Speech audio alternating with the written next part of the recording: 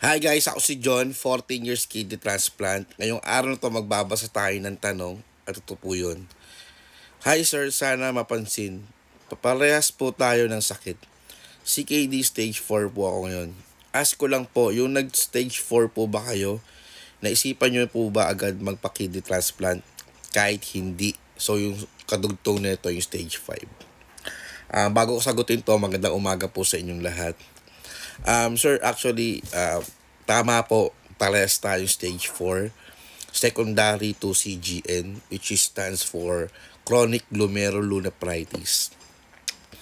Ngayon, sir, bago ko na-diagnose na may sakit ako sa kidney, or bago sinabi sa akin ng doktor na may CKD ako, hindi pa po siya stage 4. I think nagsimula pa lang siya sa stage 2 or stage 3 kung hindi ako nagkakamali. Way back 2010, yung nag-a-apply ako ng trabaho, then nagpa-check up ako, doon ko sinakita na tumataas yung blood pressure ko. So, chinek bakit tumataas, yun nga po, unti-unti nang nasisira yung kidney ko. Ngayon, after 1 year or wala pang isang taon, 2010 nagpa-check up ulit ako. Actually, aksidente pa nga yun eh. Hindi po talaga ako magpapa-check up noon yung nanay ko. So, napansin po kasi ng doktor ng nanay ko na namumutla ako. Parang hindi okay yung physical appearance ko para sa kanya, which is palagi niya po ako nakikita or every month niya ako nakikita. Then, nag-iba agad yung physical appearance ko, yung itsura ko. Kaya doon nalaman ng doktor na feeling niya na may CKD ako, and sinabi ko nga po na may CKD na ako. Hindi ako pinalabas ng doktor ni mama. Right away after ng check-up ni mama, gabi yun sa Manila doctors. Sinabihan niya ako na huwag kang lalabas dito, hindi kita papayagan lumabas hanggat hindi kita nadadala sa PGH para magpa-check up or para magpa-dialysis.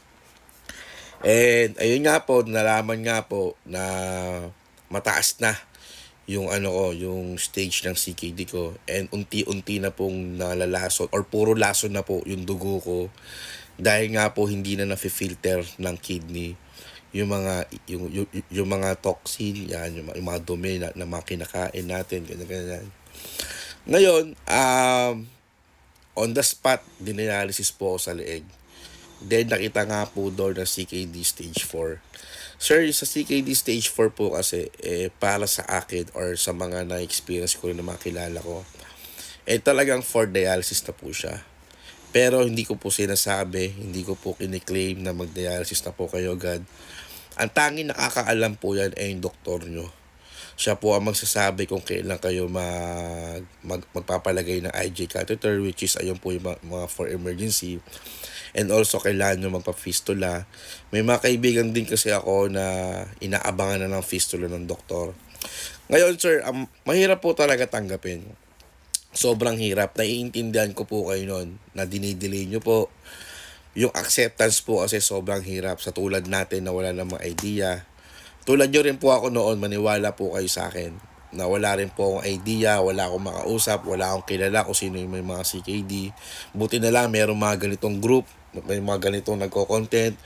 So I'm not saying na ako lang po yung content creator ng kidney transplant. Marami pa po diyang iba. Ang point ko lang po dito, marami na po kayong makakausap. Marami na po kayong katulad natin, katulad nyo ng mga CKD patient. Yung kasi yung acceptance na lang din. Ngayon, ang tanging maasagot lang po niyan, kayo po. Kayo po maasagot niyan kung paano nyo i-assess yung sarili nyo.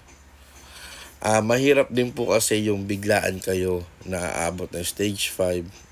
Talagang lason na po yung dugo nyo nun. Hindi ko alam kung paano kita matutulungan. Ngayon, yung sa pagpapakidney transplant po kami, syempre po, ayun po talaga yung priority ko. Yung sinabihan ako ng doktor ko na may chance ako makidney transplant, agad-agad po na nagpa-kidney transplant ako. Kasi alam niyo naman po yung experience natin sa dialysis patient. Sobrang hirap, sobrang nakapagod, nakakalata, nakakaubos ng pera. Kaya yung may pagkakataon, ginarab ko na po yung kidney transplant. At the end of the day, kayo pa rin po ang magde-decide sa tulong ng pamilya nyo, sa tulong ng mga nakapaligid sa inyo. kayo pa rin po yung masusunod kung ano po ang tamang treatment para sa inyo. Ingat po palagi, and kung nasan man tayo, mas importante pa rin ang kalusugan natin. God bless po sa ating lahat.